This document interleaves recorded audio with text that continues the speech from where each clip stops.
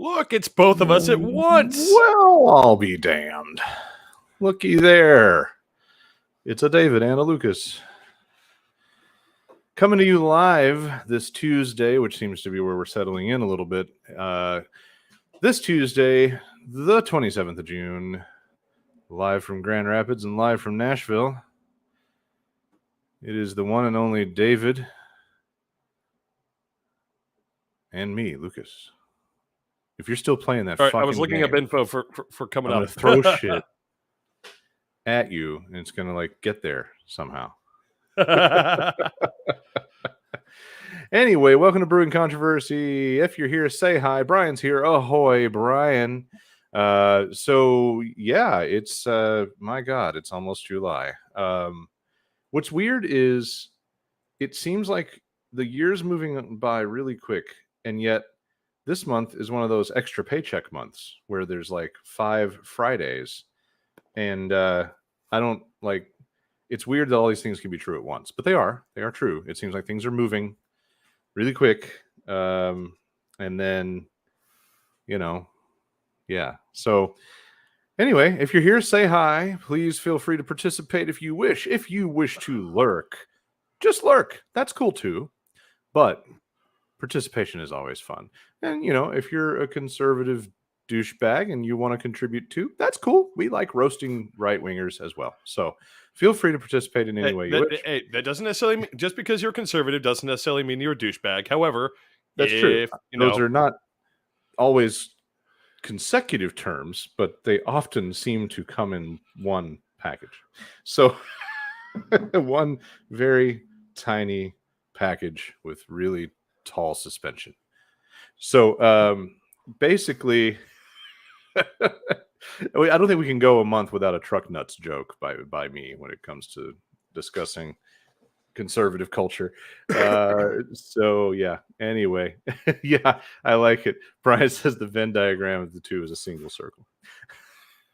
The indiscernible edges. So anyhow, here we are. The sun is still up because it's summer, which means our lighting is going to be a progressive shit show. Welcome to the ride. And yeah, so here, what we do on these current format shows, we're still working on the new stuff. We wanted to start doing some guest stuff. We want to start doing an audio podcast, and most of it depends on me getting off my ass and actually getting things figured out and set up and determined. But also, I'm not the hardworking person in this equation when it comes to actual job labor. This is shit we do for free. This is civic duty and hobby stuff. But our actual livings are made in very disparate ways, and David is the one that busts his ass for a living with a fluctuating schedule.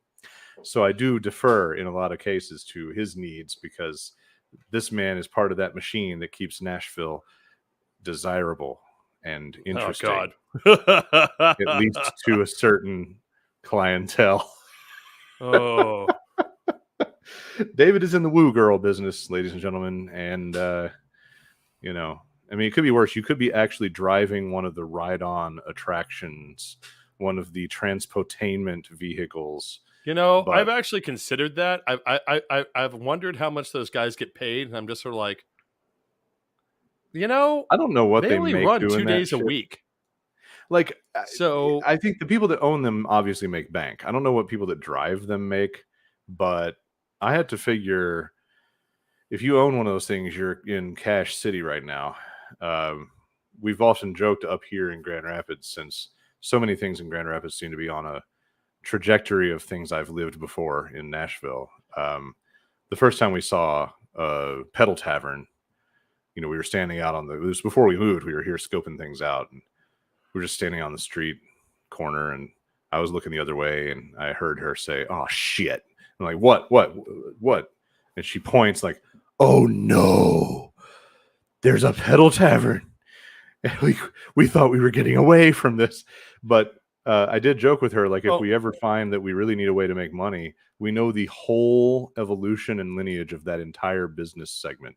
So we could just I'm telling you, right now, if buy a tour bus, cut off most of the top half. Right. It's insane. And then the variations that you have now, you have hay Mm-hmm. rides. You have one where it gets pulled by a bulldozer. You have another where it gets pulled by a tractor. You have a couple that are just mobile clubs where like they lowered it and it's got the full on lighting. It's got everything that you would see in uh like a high end club on I top love of it.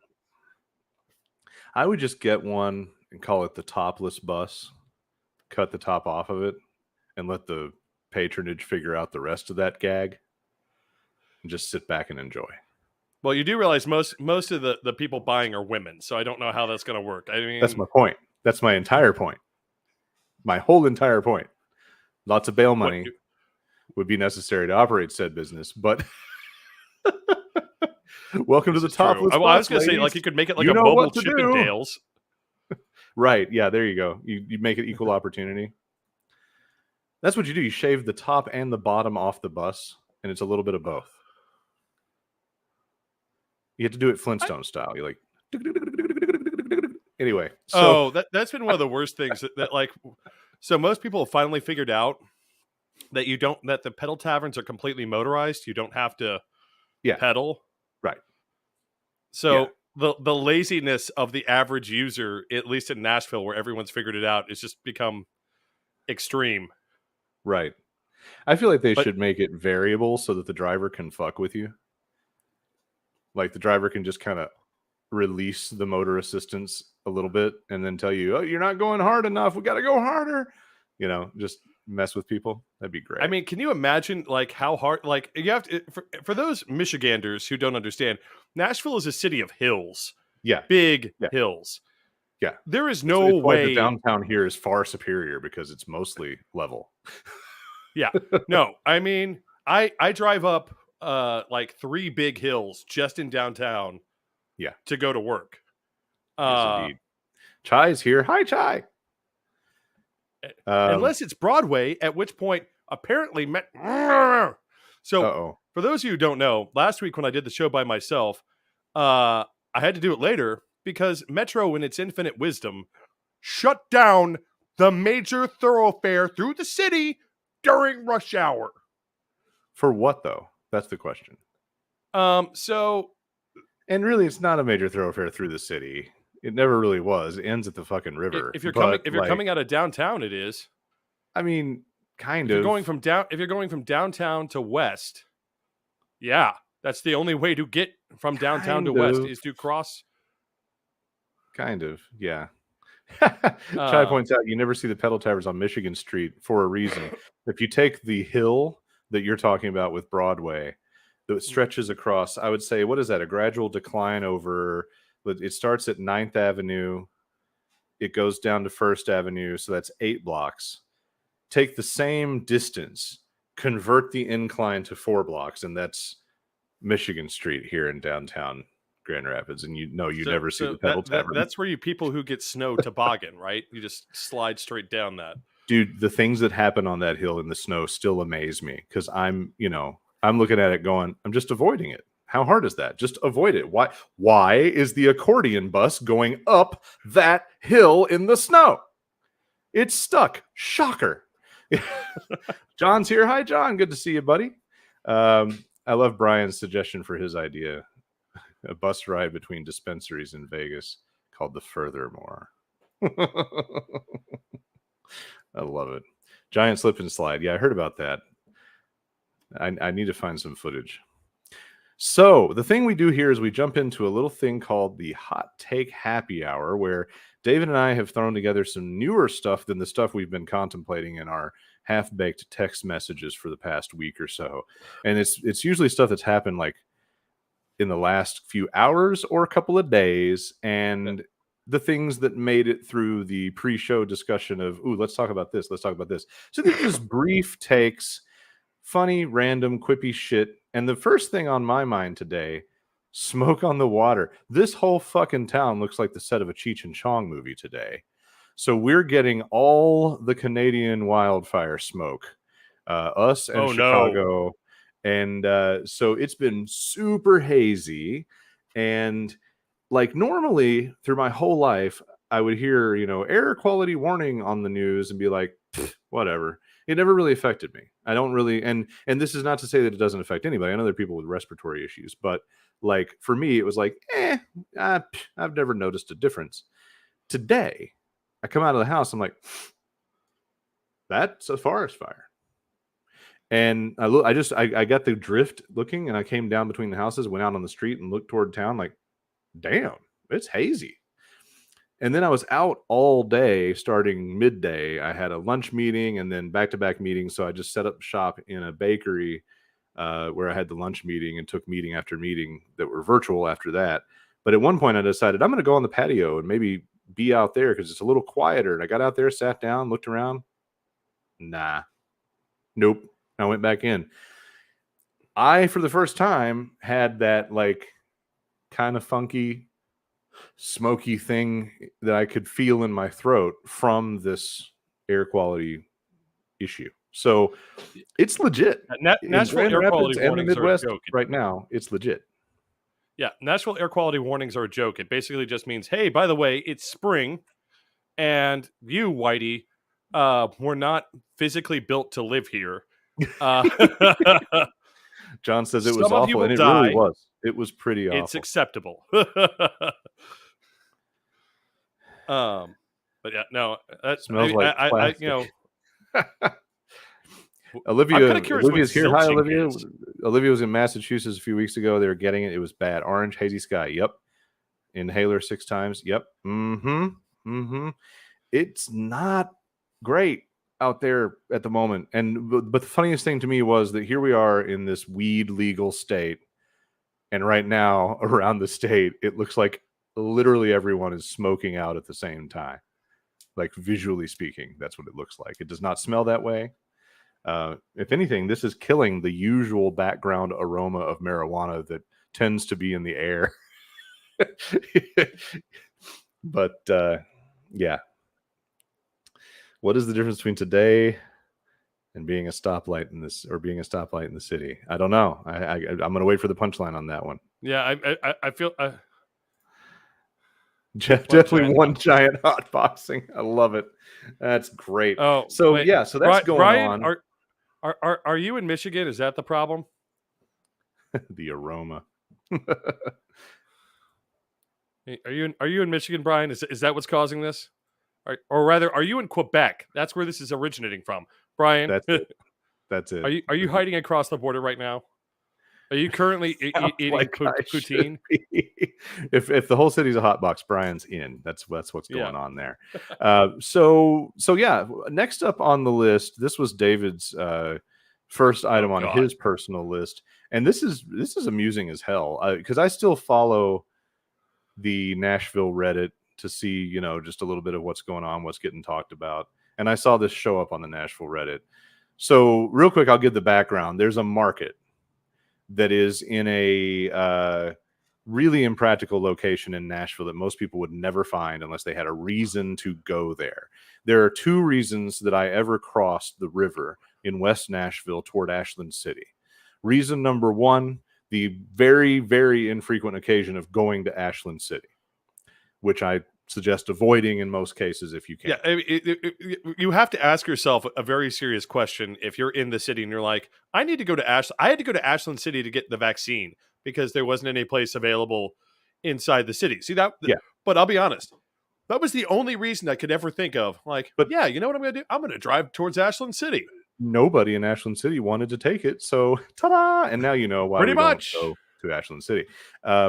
The other reason is to get to the other side of Old Hickory Boulevard in the middle of the night with drunk friends in the car and drive at a just fast enough to be terrifying, but not fast enough to actually put anyone in danger that's sober toward the river because the road ends in the water. It goes whoop around a corner and boom, road is boat ramp. And it's really hilarious to fuck with people that have never been out there in the middle of the night and take them there and scare the shit out of them. I've always wanted to take somebody down there in the middle of the night and have like 5 people staged with snorkels as zombies and then pull down to the bottom of the ramp and let it be creepy and then have some way of signaling these people to like emerge from the water and start walking toward the car. But I've also always thought that if I ever did this to anybody I know, my car would end up in the water because they'd freak out, try to grab the wheel and do crazy shit, and like hit it in reverse and it'd fly off the back of the ramp or something. But it's an astonishing location where Nashville famously said, "Hey, we used to have a whole bunch of ferries to get people from point A to point B, but those are out now. Let's just replace approximately 6 ferries with 2 bridges." And so you can be on either side of the river looking at either end of this road that no longer completes, going, holy shit, what were they thinking?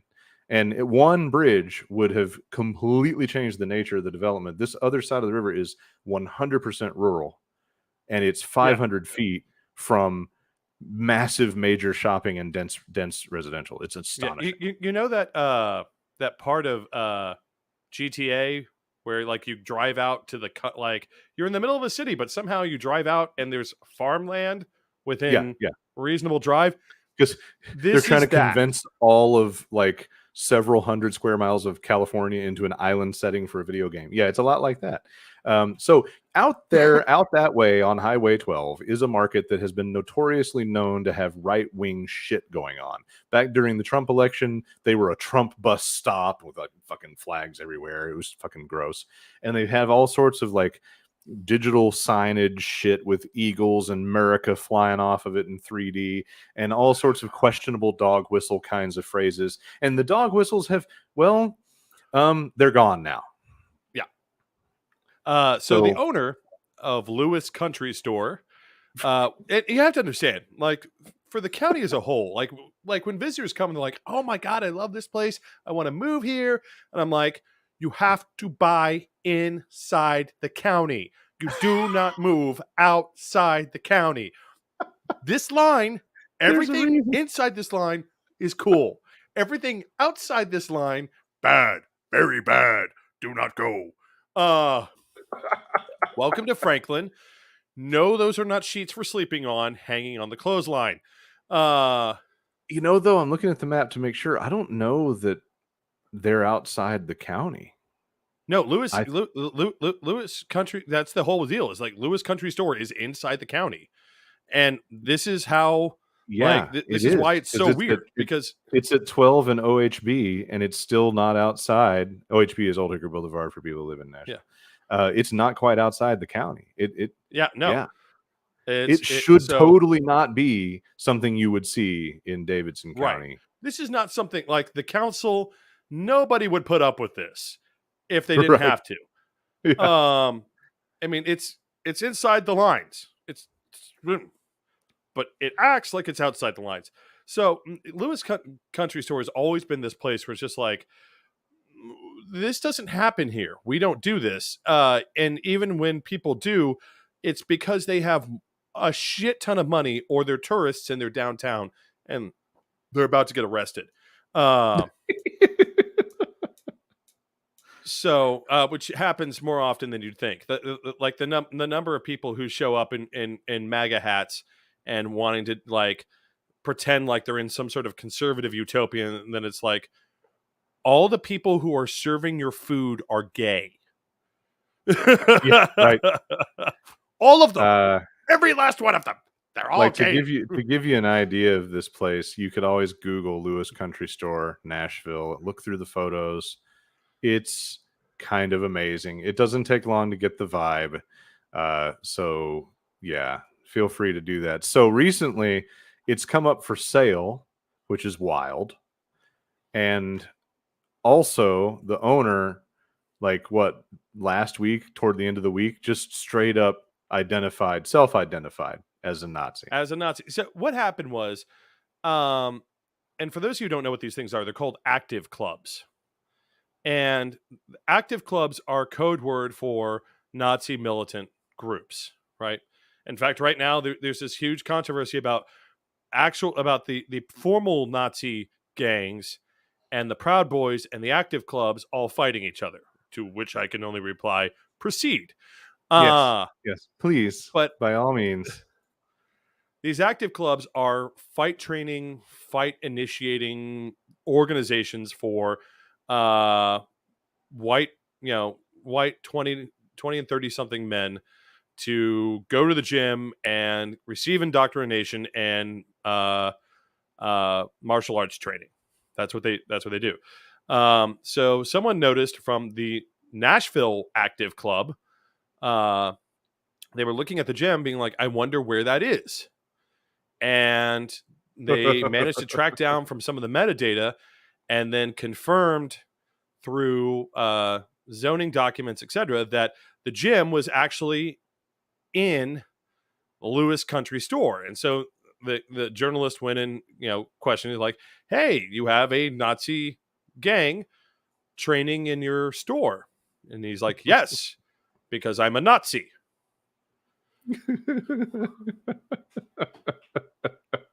I mean, and this is one of the things I kind of want, like, these next two, hot takes are kind of linked in that it's this.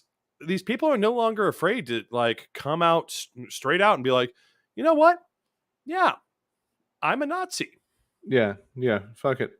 And so that does lead us into the 14 words. So at first I thought, surely somebody's nitpicking this, but essentially you have a lot of conservative folks going around in the last several days parroting essentially this simple concept that if you control education, you control the indoctrination of young minds for the future. Now, yeah, you can look at it as an indoctrination of young minds, or you can look at it as, opening up thought, whatever you want. But Hitler had a particular way of looking at it, and a lot of them are just straight up quoting him at this point. Yeah, and to clarify, the 14 words, it's a passage from Mein Kampf. We must fight. The whole phrase is we must fight. What we must fight for is to safeguard the existence and reproduction of our race and our people. Yeah. And this Moms for Liberty group in Illinois straight up put there. They even accredited the quote correctly on the headline of their newsletter: Adolf Hitler. I mean, it's shocking. That would be incredible. I like Chai's idea. Turn it into a drag themed. The problem is where it's located and where it feeds from with Ashland City. It would end up fucking straight up, North Ireland firebombed. Yeah, it would just be burned. Ashland City would straight up like show up with an armed militia. And like, here's the thing. For most of those fucking rednecks, this is the last thing they pass before they actually enter Nashville proper and have to be civilized individuals. It's their last chance to yeehaw out their window before they have to drive through the black part of town to get to whatever part of town they really want to be in. Yeah. So, and I should also point out, as a general rule, Metro PD, they like policing the downtown core. They like policing the neighborhoods adjacent to the downtown core. They're fine with that. It's a big deal if I see a cop car in Bellevue. Out that far? No. I've always found 12 to be a really effective speed trap because it's a big if they're hunting, there's not shit on that road except this market. Right. I mean, so there'll be one cop easily. Like, it's an easy place to get carried away because there's nothing else, and it's 4 lanes with I think a turning lane in the middle. Like, it's just an invitation, and it's freshly maintained, and so it's like, okay, put that hammer down. So anyway, 14 words of policy. Essentially, you find a lot of groups doing this Nazi concept thing in what they're trying to push on messaging or influence. That's really I mean, it's insanity, because then like this Illinois Moms for Liberty group that put it up there all like got very embarrassed at first and pulled it down and said, "Oh, we made a terrible mistake." Then you start getting these other right-wing leaders, especially evangelical leaders, arguing for these radical education reforms, like don't say gay, don't do any, like don't even mention the fact that someone may have 2 dads, or that how did the Moms for Liberty even get past the rough draft, though? That's the thing. Like, how did they even sit down and say, "Oh, I have an idea, let's put this quote on there"? Like, how did that even happen? That doesn't make sense to me. It's I just mean, and the wild. fact that they attributed it correctly, they knew exactly what they're talking about. But now you have this entire thing of them. There was this one evangelical leader who said, well, you know, Adolf Hitler knew it, and Stalin knew it, and Mao knew it. It's all about how you educate people. And to be like, so we're supposed to be emulating dictators. And Yeah. yes, he responded in the affirmative. it's getting bad here, folks. These people And have so, definitely lost the script, and they feel okay saying it now, which is even more terrifying. Like the Nazi flag incident at the Georgia synagogue. They feel okay. Uh, I mean, there were no masks on any of those people. They knew their neighbors could pick out who they were. I mean, this wasn't Patriot Front doing their whole khaki blue shirt and mask thing. These people were out there in the open saying, yes, we are Nazis and we hate Jews. Roseanne Barr the other day, for those of you who haven't heard this, Roseanne Barr was in an interview the other day and was quoted as saying, 6 million Jews didn't die in the Holocaust, but they should have, and it would solve a lot of problems. great. Wow. So here's the way that this has evolved into the more frequent parroting of this short passage. This is it pivots from the bigger, larger Hitler thing into the short statement, and it's from apparently a rally. He alone who he alone who owns the youth gains the future. And so Colorado school board member has used it. Who else? Representative Mary Miller. This is the person who's connected to Moms for America. Alabama billboard. Of course, it's on an Alabama billboard. And then there's some fucker in, I think, Tennessee somewhere, of all things, a black candidate, but he's a Republican, conservative, Christian nationalist who has self-identified as Christian nationalist, apparently used the same statement as a paraphrase. So it's fascinating. Like, the weird thing is, you don't have to do any of that. Like, you could say the same shit, just say it on your own. Like, But they we want seek to to parrot. control our schools because we seek to control the outcome of the thinking of our children. Like, you don't have to say anything quoted. Quoting it makes it sound like you're proud to align. So, yeah. Perry Johnson for president 2020 product on stock. Oh, geez. I need to look up Perry Johnson. 2 cents to Now save I'm curious. America. 2 cents to save America. I'm looking it up now. Yeah, this is new one on me because Harry Lawrence Johnson, let's see, American businessman, author. Oh, Jesus. Author from Michigan. This ought to be good. Perry Johnson, president 2024. Oh, boy. All right. Well, this is not a show about branding, but geez, they really fucked that one up. Oh, wow. He looks like Willem Dafoe. What the fuck is going on here? I'm real tired of this universe. 2 cents to say. What's the 2 cents? Okay. Chai, you're going to have to enlighten us. Keep up with Perry. Anti-woke. Oh, boy. Oh, what? He's got some Bart Durham vibes for the Nashville folks. This guy is interesting. Oh, we may have to come back to this. Oh, the sunglasses. Wants Wow. to get rid of the FBI. Of course he does. Okay, we might Tucker have to. Carlson fan. We might have to zero in on this cat and make fun of him real good in the very near future. We've got a topic coming up about all the nuts that come out of the woodwork when you have a big, wide open election, and yeah. So Kirsten closes this out pretty well. They don't have their own words; they're basically programmed to say the same things. This is very, very true. I mean, it's what it is that you have these policy boards, you have these policy groups that hand down talking point memos Mm-hmm, to mm-hmm. all these people. Yeah. And they keep handing them down and they keep handing them down. And so, like, when all of a sudden here's the thing. If I turn on, like, my local news, and one of the things we're going to get into later is the mayoral race here in Nashville. They're all Democrats this time. Generally speaking, they're all Democrats. And they Unless some have all... dropped out, there was a pretty good list of diverse wackos. Who are you thinking So, of? well, we'll get to it. Yeah, we'll get to it. Anyway, We'll get to it. But the first two on the list I found were Republican this and Republican that. We'll see. But I mean, it's they get their marching orders from these talking point memos, so that I mean, it really is like the old It's adage. a bunch of conservative copy and paste. Yeah. Well, Republicans fall in line, Democrats fall in love.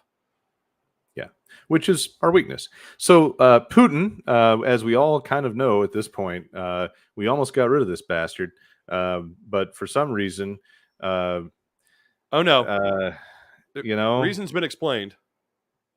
Which I really thought, I really thought we had a shot, but Prigozhin, well, half-baked coup. That's New Yorker's headline about it. Apparently, what it was is the internal security internal security forces. And for those who aren't familiar with how Russia is set up, you have the Russian Rosgvarda, which is like their national guard, and then you have the internal security army, which is an actual army designed to be deployed against their own people in the event of whatever.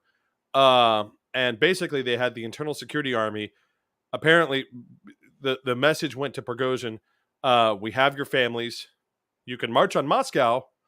You will win, but we will, in the process, we will kill all your family members."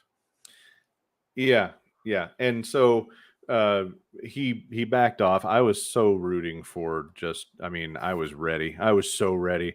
I think I mentioned something. He's a nutter. About Prigozhin's no better. Prigozhin's turned a nutter. into a soccer ball in Red Square. But anyway, yeah, Prigozhin turned around. Now the nice thing is he turned around. His soldiers are all kind of scattered, defunct, and not sure what they're going to be doing next. So this might have actually effectively really fucked up the war effort, but it also may have massively dented Putin's credibility. But I totally expect Prigozhin to accidentally fall down some stairs off a building or find his way into a bizarrely explosive vehicle sometime within the next 6 weeks. We're going to see, because Prigozhin has made a point of saying that he hasn't given up Wagner. Wagner is still his. Mm-hmm. And those soldiers still, and it's generally very true, Wagner is loyal to Prigozhin, not to the Ministry of Defense. Right. So he should take all of it to Belarus and then take over Belarus and make Putin real comfortable. But I mean, it's here. I mean, the main advantage of Prigozhin taking over would have been Prigozhin probably would have pulled out of Ukraine. Yeah, but he was not down with the bullshit war, and he wasn't. But the main thing would have been, here's the deal: Prigozhin's still an asshole, but the destabilizing effect on all of Russian politics would have hopefully plunged them into civil war, and problem with modern Russia solved. Right. We don't got to worry about this anymore. They're too busy shooting at each other. Congratulations. Ukraine, just take it back. Take it. Crimea, have it. It's cool. Yeah, and now Lukashenko is giving away nukes to whoever wants to join them. Yeah. Well, and apparently, like, I kind of it's miss really Team America World Police days. Yeah, the Belarus thing is actually really confusing because, as a lot of people pointed out, Prigozhin doesn't have any support network inside Belarus, which is one of the reasons why this is an odd deal for him to take, unless he takes Wagner with him, at which point he comes with a built-in support network of, there's only 4,000 Russian troops here, and the loyalty of Lukashenko's army is... There's a reason why Belarus hasn't actively joined the war against Ukraine, which is the Russians and everyone else is really concerned about whether or not the Belarusian army is actually okay with Lukashenko or anyone else or anything. They have their own agenda, and they're gonna follow it. But they're no friends of Prigozhin either. Uh, so I mean, it's all a very convoluted mess. The main thing, however, was this: Putin wasn't able to kill Prigozhin. Right. That's the main thing. Like for Prigozhin to stand up to him publicly, and again, Prigozhin couched it as, "I'm not standing up to Putin. I'm standing up to the elites in the defense department."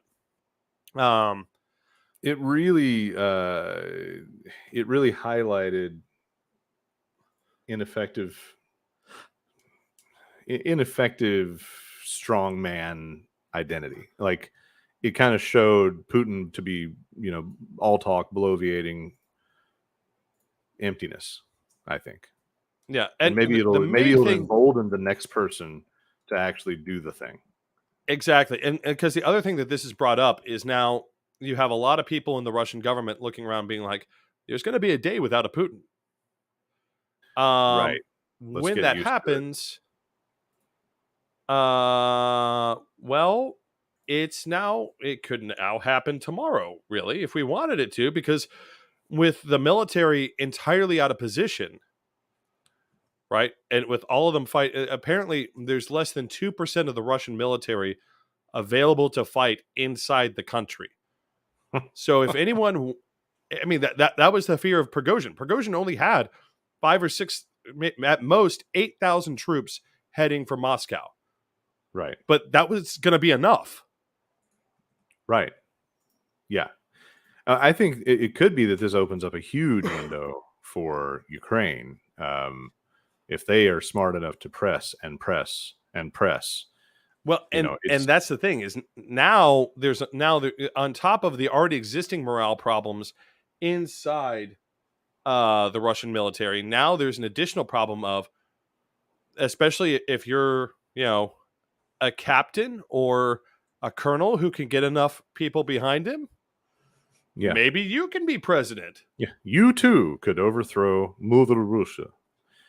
So totally shifting gears to round out the happy hour. We were going to talk a little more in detail, but I think we'll have more opportunities to do so. But I wanted to include a little nod, and I wanted to kind of brag just a smidge, that Grand Rapids is working on an amphitheater project, and um, it is not without problems. There are plenty of ways that this needs to be considered carefully, but there are a lot of good things, and I am someone who's landing in a very mixed space, mostly of support with a few notes. Um, which tends to be how I roll. Like, I like this, but I have notes.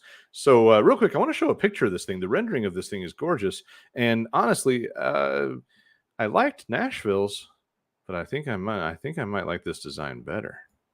So here is what we're looking at. It would go on the riverfront. It would go next to the highway, US 131. It would point at downtown, basically.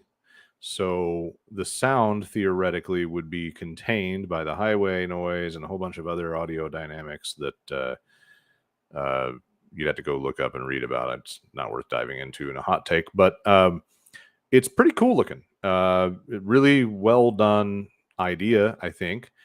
It includes some things that fix some issues that Nashville may have had to deal with that this might not have to deal with, particularly people wandering by and standing right outside the fence and getting a free show and aggravating promoters. But I have some concerns.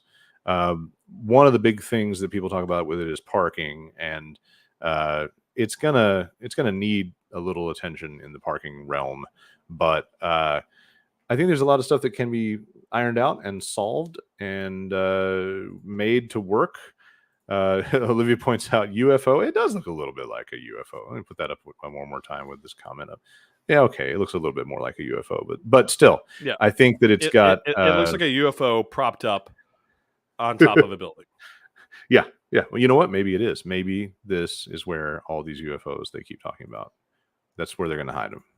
But anyway, it's caused some interesting discussions. It's a 12,000 seat venue, and I've found some hilarious things brought up. Like they said that some citizens had been worried about where all the semi trucks would go, and they were saying, well, you know, Taylor Swift made headlines for having 27 trucks on her tour. And I was like, when I heard that, I was like, oh, you sweet summer child, Taylor's not coming here. So there will be No. issues with And trucks. I also want to point out, here's the thing, and having lived through a Taylor Swift concert, not present, but being in downtown Nashville, here's the thing you need to understand.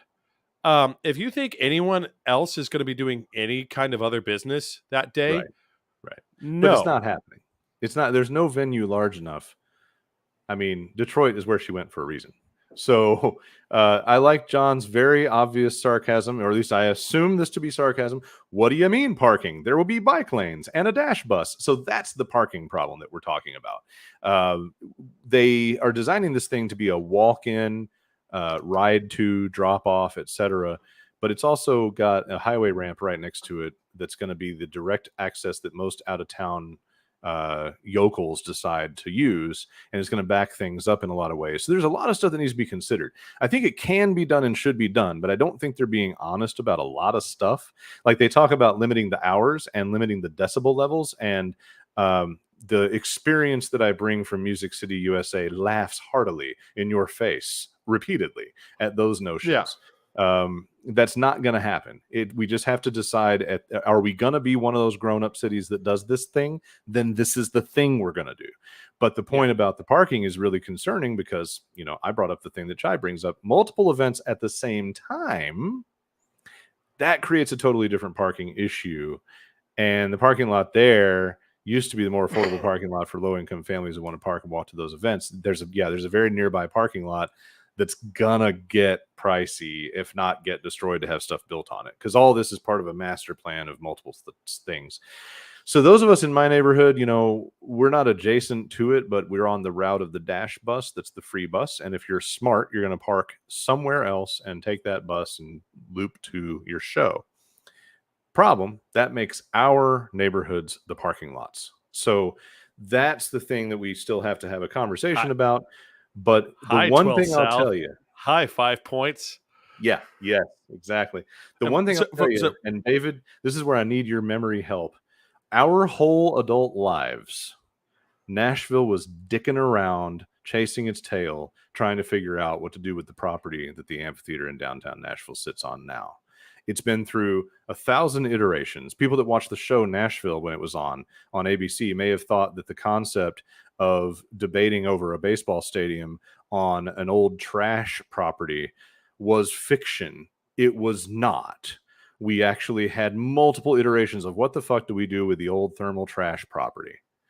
And it took our whole adult life to figure that bullshit out. So the one praise I have for the Grand Rapids version is a study came along a few years ago. It was determined that this would be a good attraction to add, and now it's moving forward with momentum and intent instead of 30 years of just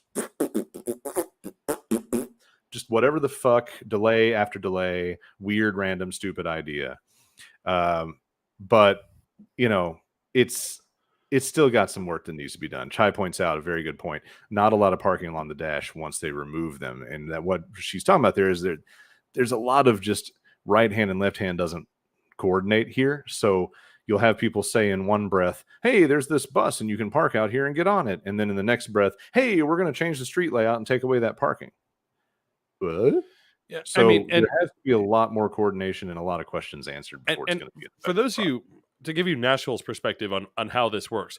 So first of all, Nashville does not have a functioning public transit system. We don't have a dash bus because the state doesn't like the idea of public transportation because they think it's socialism. Yes. State C bus, state crush bus. That's the way the Neanderthals and the Nashville state or the Tennessee state legislature treat Nashville. And again, it's coming up to a point where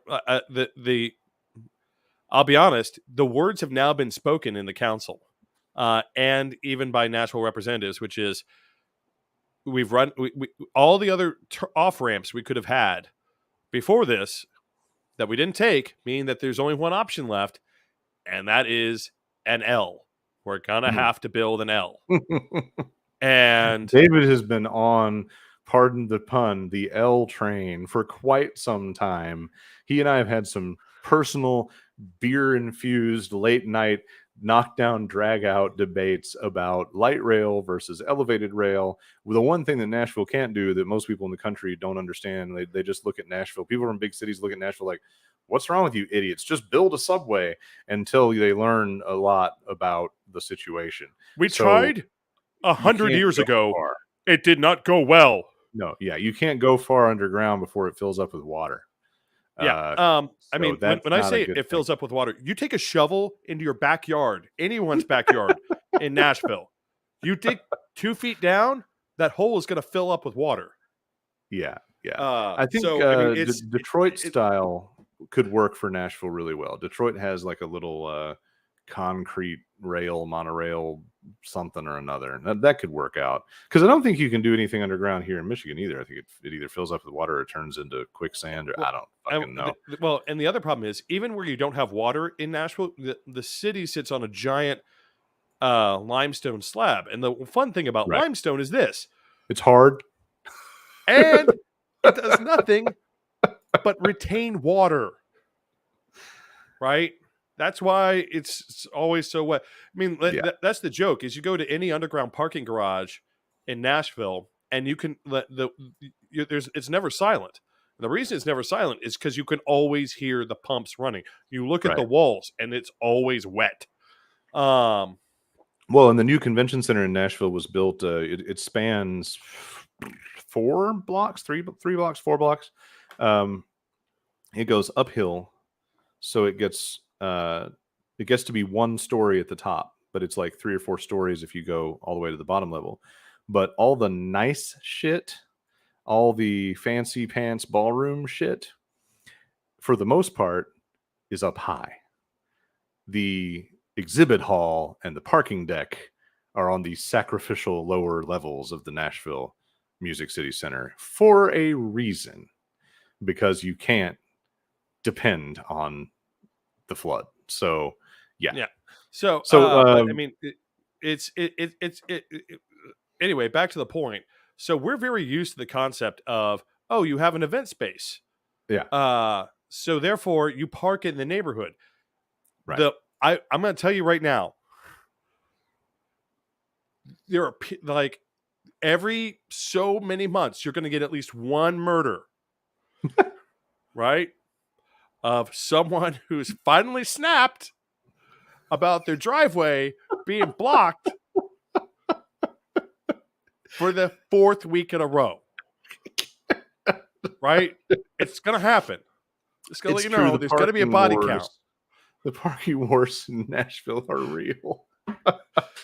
All right. Well, that sounds like a great opportunity to drink some beer. So let's get into some drinking. I've got a local favorite, a recent local favorite that I can't wait to talk about. I've been holding off on it for a while. So let's dive in. What you drinking?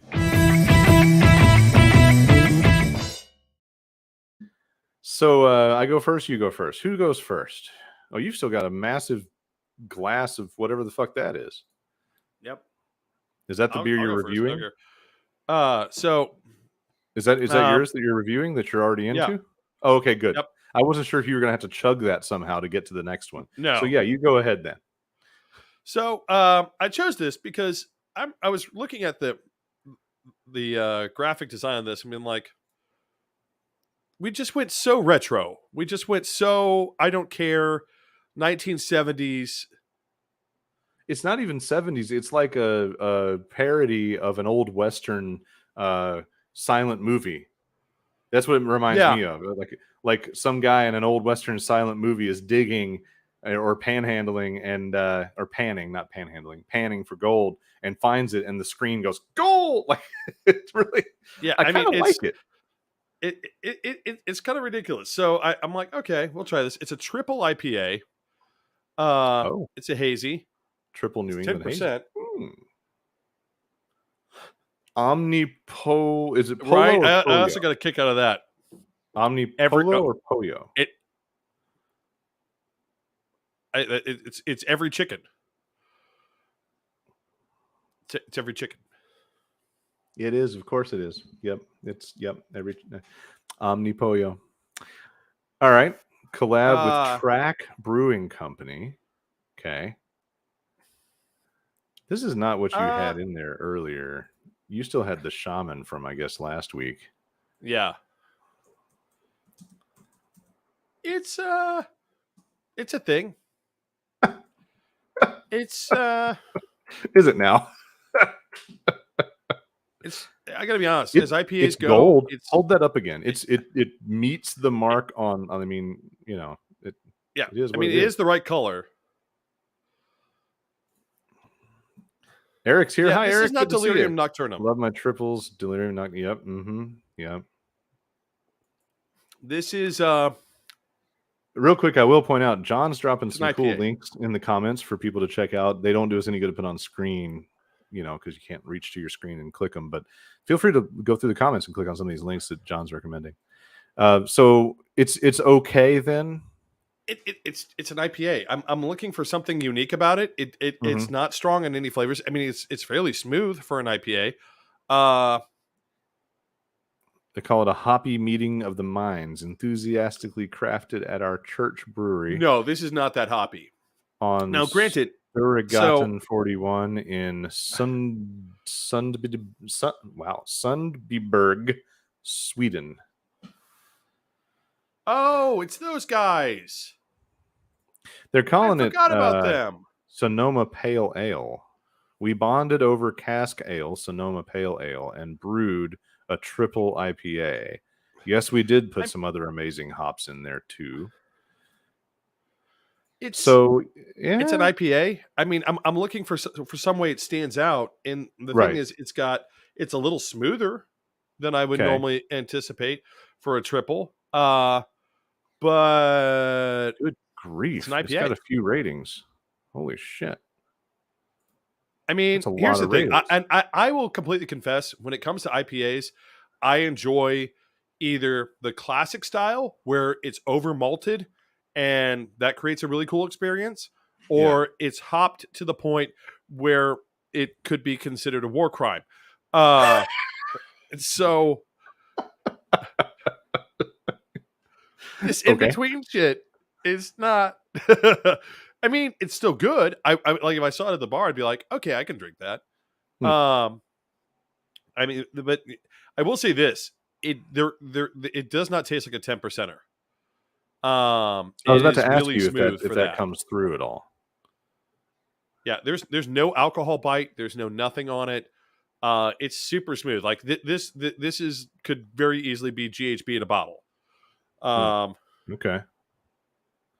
Well, all right. Yeah, it sounds like that average rating looks like it's probably pretty accurate, but probably for people that aren't trying to achieve anything special and remarkable from any given IPA. Yeah, I mean, the only advice I can give on this is that if you're looking to get drunk fast, and you happen to be in Sweden and this is cheap, chug a couple of those. Go ahead and chug all 10% of it. Be able to Eric points out he just can't do IPAs. I used to be in that boat, Eric. This guy right here taught me a little bit about enjoying some IPAs, and now I went through the phases of I don't like IPA, fuck it, I don't want to try it, to okay, I'll try it. Oh, okay, that one's actually sort of good. Okay, maybe I'm getting an appreciation for this, and I got to the point where I could determine what I thought was a good IPA and what wasn't, and then I developed the ability to say, no, there are some that I actually like. But it was a acquired taste kind of journey. I'm still into darker beers, which I guess is my opportunity to segue into my neighborhood general area selection of the evening. So I've been hosting Drinking Liberally, my local chapter of the National Drinking Liberally political meetup for people who have a left bent to their politics and social views and want to get together and have a happy hour or two. And so we meet on the third Thursday of every month at the Mitten on Leonard Street here on the west side in Grand Rapids, 5:30 p.m. And I have both of the 2 times that I've hosted there, the first 2 meetings of the group, enjoyed the Unicorn, which does not have a fancy label because you can only take it home in a canned on the site pint. So I would love to see the art that would come with this in a different universe if they turned it into a product that you could grab in a 4-pack and take with you. Wink, wink, nudge, nudge, hint. So until they do that, wink, wink, nudge, nudge, please do. You can come in and grab a couple cans like I did. I grabbed one to share with some friends later and one to drink on the show. Now, this fits into Lucas's Fat Kid dessert beer category. As you can see, it's pouring just gloriously dark. And it was deserving of a glass within which to be presented as I dribble it all over my desk. So the Unicorn from the Mitten, pastry stout. And David knows that aside from barrel aged, pastry stout is one of my faves. So it's 9%. I want to point out, Untapped only mentioned this as stout other, which is what I put when I set this up for him today. Yeah, I did. But no, apparently research. now it's a pastry stout. So this is it. It's just freaking gorgeous, isn't it? Isn't it pretty? Isn't it pretty? People that watched this show before know that I have a southern colloquial that I like to use. That is black as hail, and it is. It is a dark ass mug of beer. So this one has been a favorite of mine there. I've always added it to the flight because I get the first flight put out on the table for those that arrive at the beginning of the Drinking Liberally meetup. But I make sure there's at least one of these for me to snatch right off the top.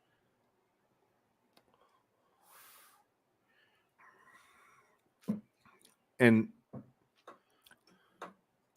so, okay. At the nose, you know that you're getting into Fat Kid dessert beer land. Like, as soon as you stick your face in that glass, you get hit with that pastry thing that I just love. David's not as big of a fan as I am. I went over the top on the pastry stouts when we would do our show from Tailgate Brewing in Nashville. It's that sickly sweet smell that hits me when I put my nose in. I'm just like, oh boy! All right, we're gonna pound this one back. Let's do it. So here's the description: a mythical beast, unable to be recreated. A melange of imperial stouts blended together with coffee, chocolate, and almond pastry. And that was the new kid flavor on the block for me. I've had chocolate, coffee, peanut butter. I think Tailgate had a chocolate peanut butter pastry stout at some point that I was just addicted to. I wouldn't go there and hang with David or do the show there without having one by the time the night was over. No, it was the what was it? It was the what they called the pastry snack. They have always had the they chocolate call them peanut butter stout. They call them the Schnack series, and then some of them are pastry schnacks. So the Schnack series apparently broader than darks and stouts and stuff, but pastry Schnack was my go-to for a hot minute there. It was a discovery from Tailgate that I'm glad to see more people duplicate. So to me, by the way, they don't make those anymore, any of them. I know. I learned that when I was in Nashville a few weeks ago because I was sad. Because Wes has no idea what he's doing from moment to moment. Tell us how you really feel. I mean, I'm sure there's some place in Northern California where you came from where you can go back to. Please. So this comes in the with brewery. Take the cannoli. This comes in with the chocolate body. The bitter coffee thing hits, but there's what the almond does to it. To me, it's almost like a pie crust. It almost gives you this like little pie crusty kind of flavor. It's really, I like it. But this thing lands. It's a heavy ass beer. It lands.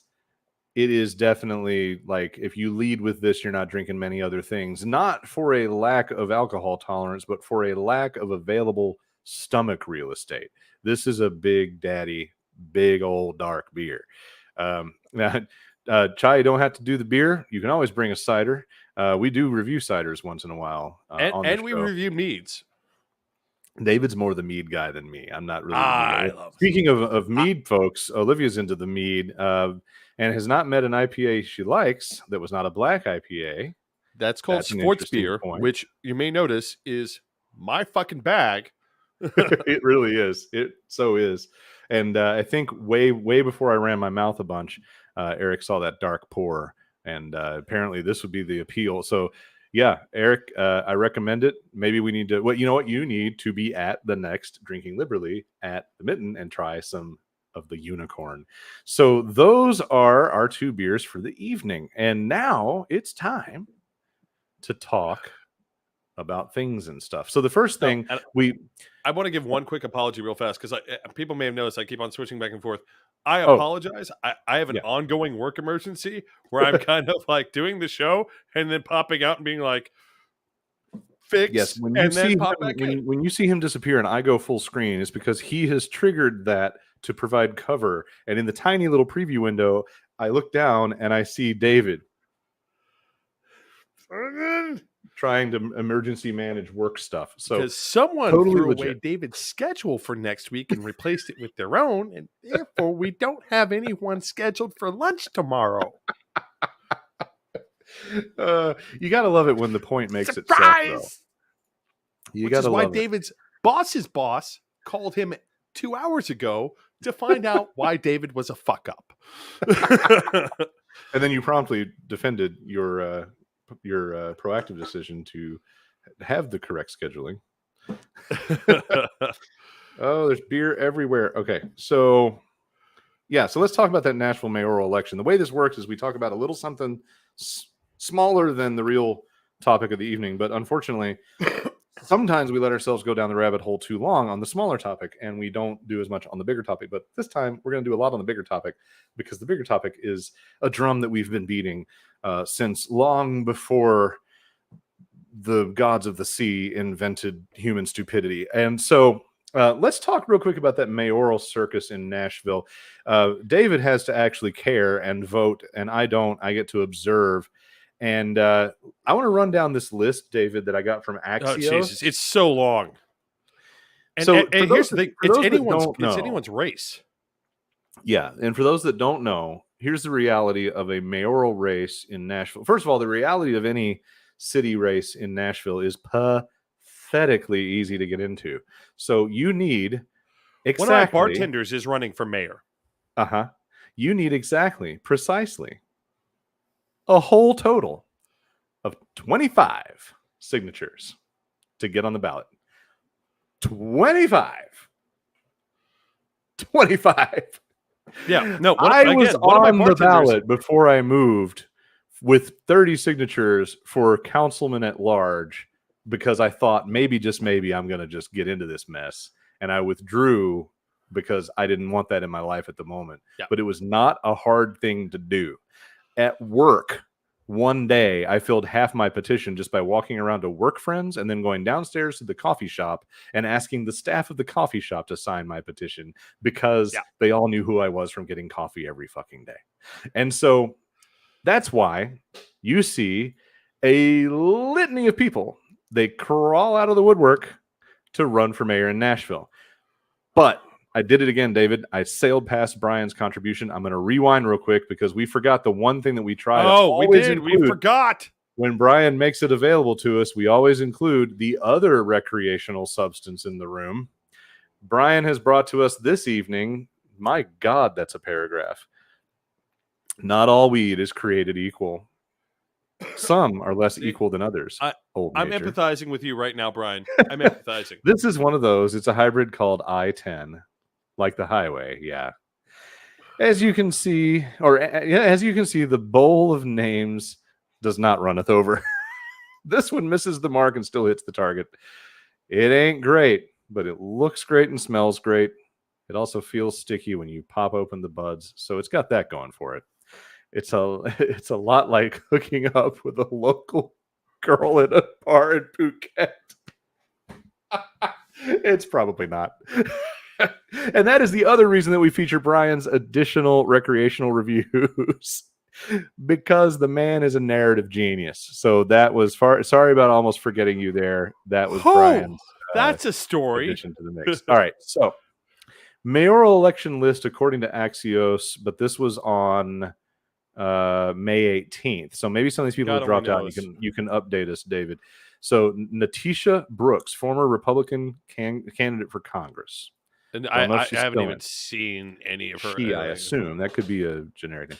Fran Bush, former school board member representing Southeast Davidson County. Heidi No, no one Campbell, cares. state senator representing South and West Davidson County. People do care. Jim Gingrich, Nashville newcomer and former Alliance Bernstein COO, which has gone Has over enough like money a to lead balloon. So I want to point out, this guy, there's a saying in the South, enough money to burn a wet mule. Gingrich has enough money to burn a wet mule. He has proven that. A couple of them. Absolutely. Sharon Hurt, at-large Metro Council member and former nonprofit executive. Freddie O'Connell, two-term Metro Council member representing Germantown, Downtown, and Music Row. And we will be elaborating on Freddie. He'll be one of the main discussion points. Alice Rowley, business person and neighborhood activist who served in former Governor Bill Haslam red flag administration oh God, David, the red flag just got bigger. And as former Senator Lamar Alexander's campaign chief. Nope. Bail. Hit eject. Flee for your lives. All the ripcord. All right. So let's see who else we got. We've got Vivian Wilhoit, Davidson County property assessor and former Metro Council member. And Vivian's a sweet, sweet person. I've known her for years. I adore Vivian. I saw her really not terribly good, like single page form letter to the public as a web page for her mayoral campaign. And I asked her if I could please help out. I might be able to get her something there if she doesn't have someone doing it. Matt Wiltshire, former Metro official working on economic development and affordable housing issues. Jeff Yarbrough, you mean failing at senator, it horribly? I don't know how Matt's job performance is because I haven't been there for most of it. It's bad. It's bad. I know I like Matt. Like I don't have a problem with Matt, but maybe he's not great. People at have that job. Well, here's the problem. Some of his more recent positions on stuff have been people have been raising their eyebrows, being like, "Huh, okay, all right, that's an interesting take." Jeff Yarbrough, state senator representing Sylvan Park to Antioch. And political unknowns, Bernie Cox, Stephanie Johnson, and Michael Rowan. So that is a total of, let's see, 1, 2, 3, 4, 5, 6, 7, 8, 9, 10, 11, 12 candidates for one mayor's office. And boy, oh boy, is it wacky as hell. And David pointed out to me earlier that the big red alert at the moment is headlines like this from just 20 days ago. Nashville mayoral race. Majority of voters unsure who to vote for.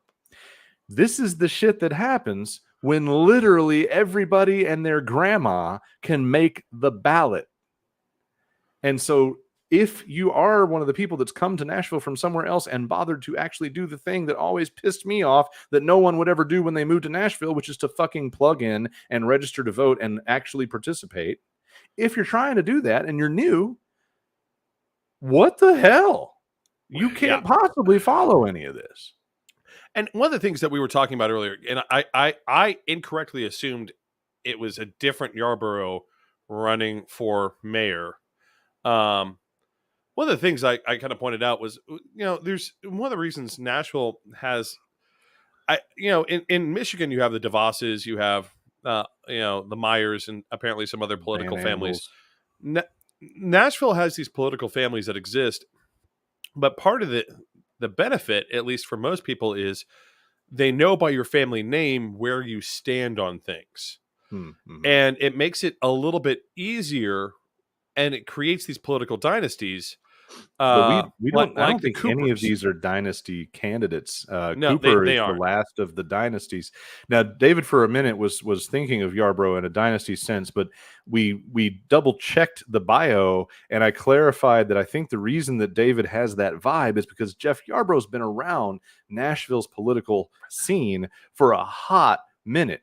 Dude's a Yeah. year older than me, but he looks like he's 19. And so Yeah. Jeff is aging very well, but he was born a year before me. The man's 46 years old. He's just a sweet little fucking southern child. You want to grab his little cheeks. I mean, he's just such a youthful fucking energetic dude. He defies the laws of aging. So he's been around for a minute.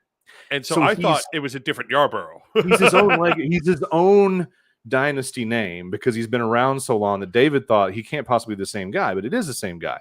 He got his start in Bass, Berry and Sims, which is a huge law firm in Nashville.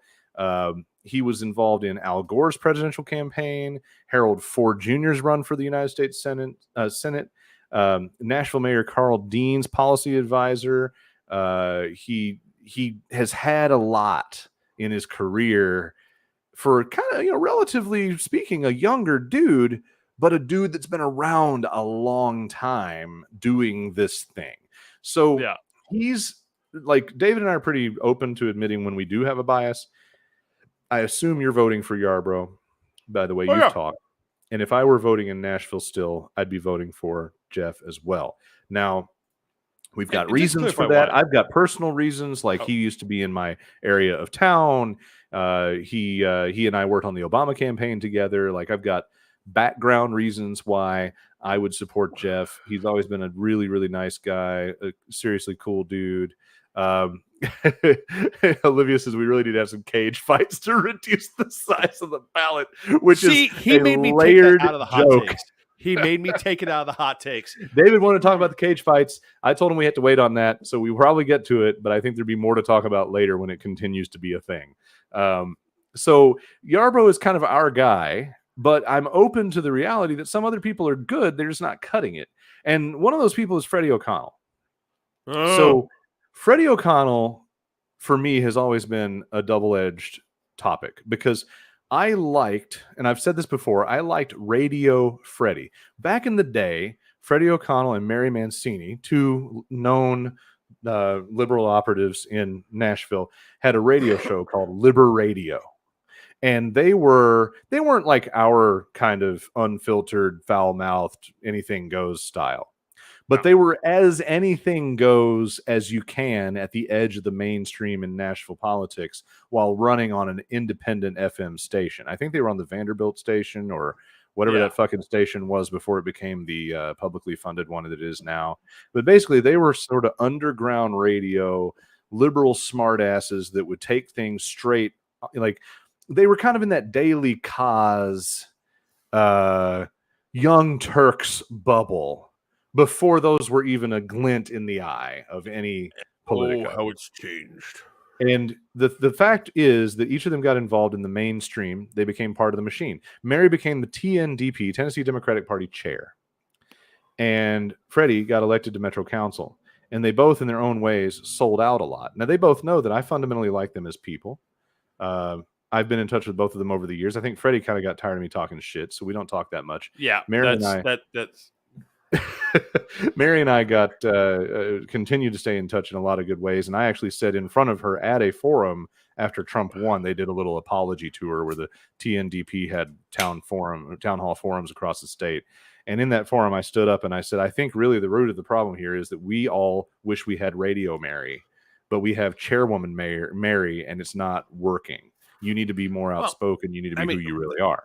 And for those for the Michiganders watching, like, and who wonder how Tennessee has become this semi-authoritarian Nazi state, a lot of it has to do, and I lay and I've gotten into fights with the state party about this before. I've gotten into Facebook fights. I've gotten into fights with them repeatedly, being like, you know where your voters live. Your voters live in Memphis, Nashville, Chattanooga, Knoxville, and some Humboldt County. Some in Knoxville, and then inexplicably Humboldt County. Humboldt County is a weird place. It's a silly place. We shall not comment further on that. To clarify, at some point in the late 19th century, there was an experiment about interracial living in Humboldt County, and it just kind of stayed that way. And it was weird. It's not, yeah. Not that there's anything wrong with races living together. It's just Humboldt County was this purposeful experiment, and it was weird, and it just kept on staying weird. But this is how like Tennessee works, and you look at the state party, and you're like, appeal to the people who want to show up and vote for you, not to these other these other places where that have like 10,000 people, 1,000 people. Yeah, but a part of that, David, people. One of the biggest gripes I've always carried with me from the state Democratic scene in Tennessee is they surrendered. That was the biggest problem I had. We had a whole lot of rural Democrat representation in place. And when Obama won, the state party's general attitude was, oh, well, they like went the Johnson route. We've lost them forever. And instead of doubling down on working people's issues, hey, look, president happens to be black, but working people stuff. That's really what the conversation should have been. And instead, they allowed candidate after candidate to peace out. People I voted for from the day I was old enough to vote, because that's who my granny voted for, that's who my mama voted for, that's who I was going to goddamn vote for, just bailed the fuck out. Bart Gordon voted for the Affordable Care Act and then said, fuck it, I'm done. I'm not going to fight. I'm not going to have the fight to defend this. I'm just going to leave. Like, okay, great. Good. Thank you so much, asshole. You pussy. He completely pieced out. And what did he do? He rolled the red fucking carpet out for Scott Desjardins. Yeah. That's who filled that void. It is an unwillingness to look bad people, and I will say this, genuinely bad people. Now, I want to be clear what I mean by that. If you want to have a racially segregated world, a religiously segregated world, a gender segregated world, a sexually segregated world, if you want to live in that place and demand that everyone else live there with you, you are a bad person. I'm going to be very clear about that. There's no possible way. Listen, if you want to be a traditional Shaker, right? The Shakers aren't bad people. Why aren't the Shakers bad people? Because the Shakers said, we want to live that way, and we're going to set up our communities that way, and we're going to live away from everyone else, and we're going to distance ourselves from the world. Go for it. Go forth. Yeah. Do your thing. Have a nice life. Live your best life. Do whatever. When you tell the rest of us that we have to live that way. Yeah. Eat all the dicks. So let's talk about endorsements real quick, because your whole point of bringing this up was that this is a fucking mess. There's too many people. Nobody knows what's going on. Heidi Campbell's got the iron workers. Jim Gingrich doesn't have jack shit because he's outside. Well, no, he has a shit ton of money and a shit ton of advertising dollars. Sharon Hurt, to the surprise of literally no one, has 35 pastors. For some reason, the mayor of Denver. This is how Sharon always rolls. It's always this random fucking left field crazy shit that, like, what? The mayor of Denver? What the fuck? Is this your weird low-key way of having the pothead endorsement without just coming out and having... Wait, Sharon Hurt has the endorsement of the mayor of Denver? I'm not fucking shitting you. According to the Tennessean, the list of endorsements under each candidate, she has Michael Hancock, mayor of Denver, Colorado. Did Michael Hancock actually review who Sharon Hurt is? Does Denver have a Republican mayor? Let me rephrase that. Does Denver have a Nazi mayor? Sharon is not Republican by any stretch of the imagination. You're confusing her with that Daffy Vanderbilt bitch. Oh. that crazy lady that ran against Oh, Cooper. yes, I am. I apologize. See, this is one of the problems. There's too many people Yeah, to keep right. track of. Let's It's like see. Game of Thrones on like fucking Adderall. I'm trying to remember what her name was. I know that I can find this in short order. The PragerU idiot. Yeah, God. Yeah, I like. It's great that I can like despise someone enough. Carol fucking Swain. That's who. There we go. You're right. Yeah, I please don't apologize get to Sharon anyone confused involved with in the Carol Sharon Hurt Swain. campaign I've got for my problems with Sharon, confusing you but with Carol Swain. yeah, I got my problems with Sharon, but not anything close to that. But yes, if Yeah. Carol Swain were running, you would be asking where the Nazi endorsements are. So basically, Sharon Hurt has every black female politician in the history of Nashville endorsing her, which makes total sense. Freddie O'Connell, apparently, he has a lot of existing political folks, Tennessee advocates for Planned Parenthood. That's cool. But no union stuff outspoken. Alice Rowley. Just to clarify, what turned me off on Freddie O'Connell was when he showed up to DJ a youth party. DJ a what? I was just like, what? He DJ'd a what? A youth party. Youth party. As a like 18-year-old like voter outreach thing. Like a party? Yeah. Outside of his normal vinyl sets that he does at Third Man or whatever? Yeah. Totally outside of that. Because that's normal. Freddie is a vinyl DJ. Maybe it was, maybe it wasn't. Maybe now I'm confused. Again, it's too many people to keep track of. He did the show that he always does. Again, for our Michiganders, we have a Freddie's whole deal is that he's council. Freddie's whole deal is that he's real Nashville. He's not down with new Nashville. He's not necessarily old Nashville, but he's real Nashville. And I think I like the concept, but I don't trust him with it because he's also a pansy when it comes to really needing to fight for anything. And Nashville's going to need a fighting mayor. Nashville's going to need a fucking pugilistic fucking like that's why we like Yarbrough because he's been on Capitol Hill duking it out with those motherfuckers already. For the sake of time, one of the reasons I like Yarborough is this. Yarborough, the principal enemy of Nashville is always the state assembly. It's right. Like literally, if you're going to find a way to take a good idea that Nashville could use, then the normal response of the assembly is, how can we wreck it?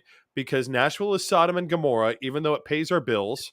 Right. We need it. But they actually, here's the sad part. They want it to remain as Sodom and Gomorrah-ish as possible to continue to pay their bills. And one of the things I like about Yarborough is Yarborough has connections to the assembly to be like, hey, we're going to do something over here. He can form a united front. Right. I mean, it's the main problem I have with every other candidate is this, is that they don't have a relationship like that with the assembly. All right, I found the bad shit. Alice Rowley has some oh Jesus. Yeah, Alice Rowley's she's got David Fox. She's got for our Michiganders, David Fox is a local businessman Party State who literally has never met a Trump boot that he wouldn't apply full-on tongue to before applying the polish, and then using same said tongue to wet polish, and then reapply polish. He will literally poison himself for the sake of laying himself out before conservatives. Vivian has all the policy wonk insiders that you would expect, like Nick Leonardo. Yeah. I found the Matt Wiltshire red flag, David. I found it. I found the way that you're going to get me to say, nope, the hell with Matt Wiltshire. I give you one guess which endorsement it is. You know. Search your feelings, Police union? Luke. Fuck yeah, it is. Right out, buddy. Right out. Beat it. Nope. Done. All of the, No, my hey, problem with maybe Mac Matt would Meltzer is be this. So, okay. Nope, you just burn that shit all the well, way one to of the the major fucking fights ground. that we have in the city is that we're about to build the most expensive NFL stadium in U.S. history in Hmm. Nashville. And the problem is the city is putting up $500 million fucking dollars in bond raise to build this stadium. This is going Yep. to be $1 billion stadium. Yeah. Here's the problem. The stadium that we've got, it needs help because it's seen some years. Because it's been around since I graduated high school, I think. Yeah, it needs help. It is in no way falling down Right. at all. It's in relatively good shape. It In could fact, they're not get some planning on tearing love it and be down. upgraded. Yeah, It now they're there are not planning on reasons. tearing. There are reasons, David, that it makes perfect sense to just build a new stadium, tear this one down. The funding problem is the core. Well, I mean, well, no. I mean, here's what The I point out. fact that Want to in point out. California those stadiums are privately funded. SoFi, privately funded in LA, beautiful place. The answer that Nashville and Tennessee really should be giving to these guys is no, fuck you, you pay for it. That's really the Well, bottom line. Build a and new that's stadium. That's great. Whatever. that's one aspect. Here's the thing: I can definitely see with as tourist centric as Nashville is. Okay, maybe we'll kick in a little bit. I can see that. The problem is that what we've got right now, especially given the Titans' record, thank you very fucking much, is very fucking adequate to the job. That's Could it true. use some upgrades? Absolutely. Well, Is it I think falling down? I mean, like, this is not Shea Stadium, boys and I think girls. I think This is not Nashville's like looking shit's at it. falling off the side. Nashville's looking at it as a multi-use venue, not a football stadium. I will be fair enough to say that. I just don't think that Nashville should be footing the bill. Yarbrough's last on this list of endorsements. He's got United Food and Commercial Workers. He's got former owner of Exit Inn. That's not bad. And the Planned Parenthood endorsement. There are some notable missing things here. The electricians apparently haven't joined in the fray.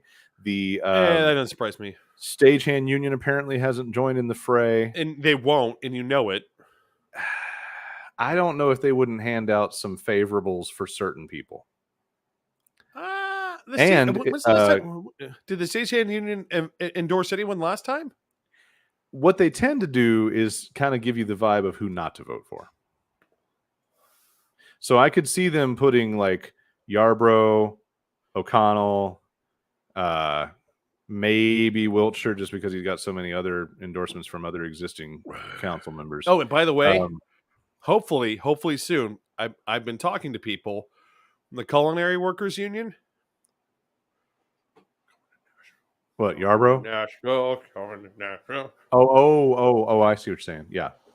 So I think really the thing that anybody like you, David, that's in Nashville, actually active, needs to be working on is to get involved, preferably with, Yarbrough if we had our way, but get involved in talking to your friends and neighbors and actually start to formulate some idea of who the fuck is doing what. And the easiest job in a Nashville mayoral election is to look at the people that have no shot and just come to terms with, okay, that's not going to happen. Love them or hate them, it's not going to happen. You can look at a lot of these people and say, thanks for coming. You can How you doing? How you doing, Bernie Cox? The hedge fund douchebag Gingrich or whatever, like, nope, fuck you. We got enough capitalism. Thanks. Bye-bye. Oh, Jesus. I don't even understand. Like, and say, just his last name. You're great. Just his last name should torpedo him. Like, I can imagine half the Nashville voters looking at that name being like, I really can't bring myself to vote for someone with the last name Gingrich. Yeah. Probably 100% no relation, but nope, you're tainted. No, I know. I mean, again, but in a city with so many political dynasties, and again, like I was saying at the beginning, part of the nice thing about having those political dynasties is I know where the Coopers are gonna vote. I know where the DeMumbrians are gonna vote. I know where, the fucking, I mean, a Hill will never run as a rule because they're scared and possibly inbred. We don't know. We don't actually see them come out of their compound that often. They own half the city, but no one sees them, or they don't actually identify themselves as Hills. Here's my question: who do all the Frists back in this mess? I guess it's the Bernstein, the Alliance Bernstein. You know cat. who I needs guess to it's show back up is the fucking McWhorters. I think Boner needs to come back around. Oh Jesus, really? Just for the fun That of it. did not go well last time. No, of course it didn't. But what was better than Mayor Boner?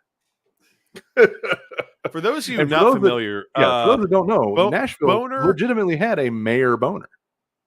well, and Governor Mayor Boner, Bill Boner. and Governor Boner, What? and Governor Boner. Yeah, you don't remember this story? This is His before we dad or were something? born.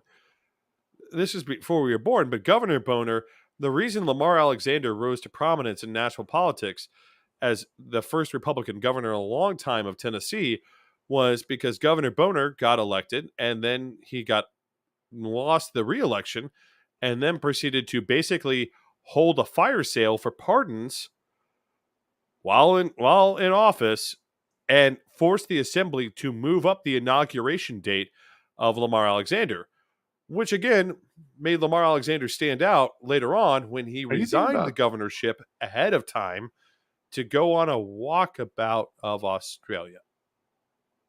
what? Yeah. I see no Governor Boner in any of my Google searches. What are you talking about? Was it not Governor Boner? It may have been Mayor Boner. The push Are you up just of are you just Lamar thinking about Alexander's. Mayor Boner? Are you thinking about Bill Boner when he hold on, because he became no, he was a member of the US House. 5th District before Clement. Then he became mayor. Anyway, You're Yarboroughing him. You're making two people out of one person. I'm making two people. Oh, yeah, I guess But I I think the Australia thing now rings familiar. But yeah, so Bill Boner, literally. Bill fucking Boner. You know who I miss? I miss Purcell in my own way. I mean, I didn't have any problems with Purcell.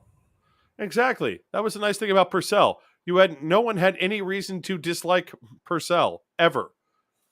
Chai went to school with a guy whose last name was Dick. That does somewhat top the Boner.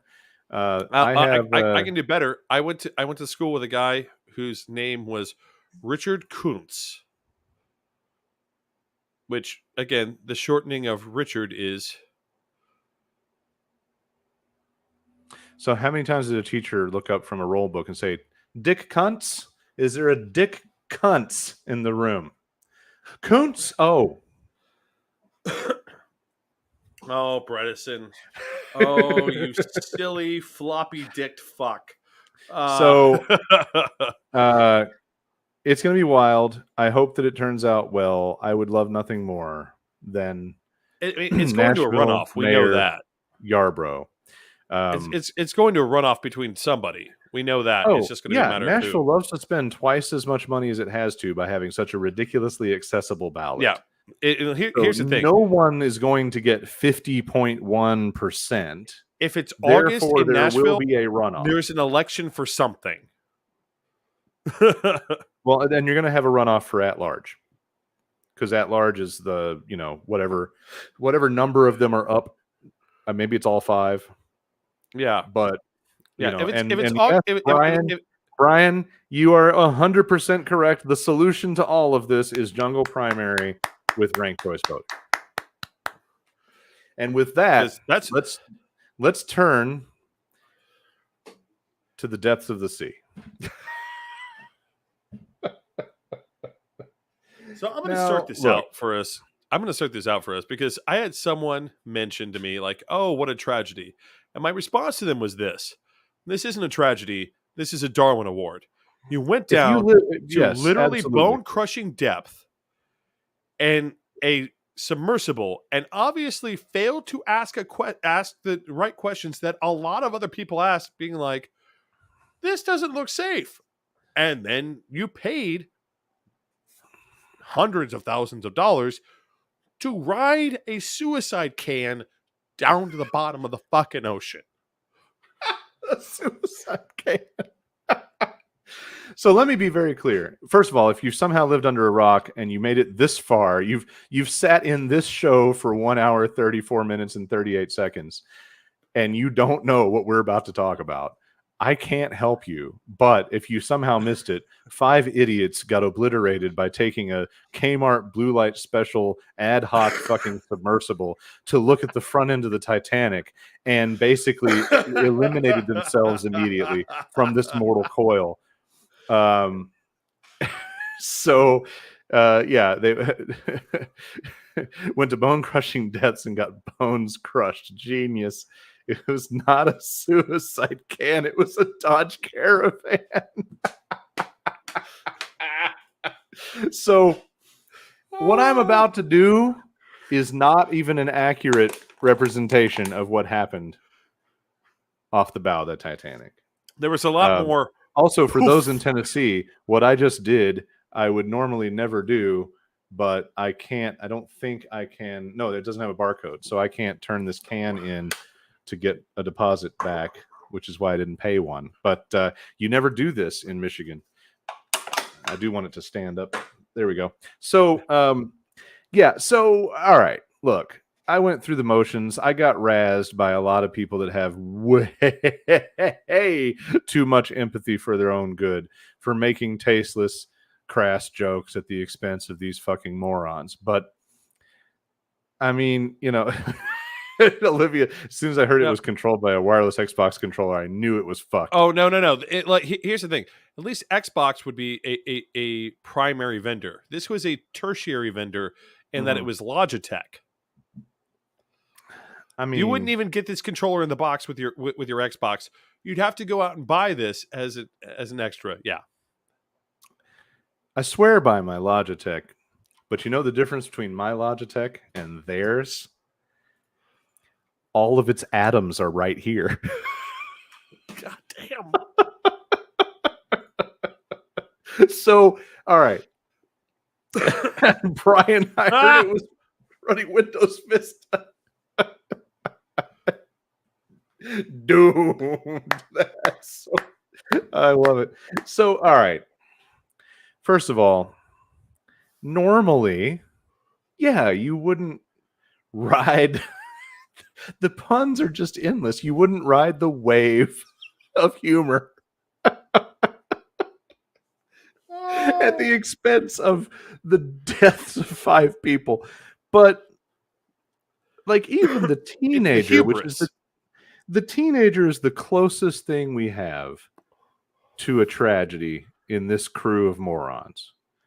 Gilligan. I want to point something out. He's the closest thing we have to Gilligan on this doomed 3-hour tour. This guy was pretty sheltered. He thought he was going to get the Rubik's Cube record.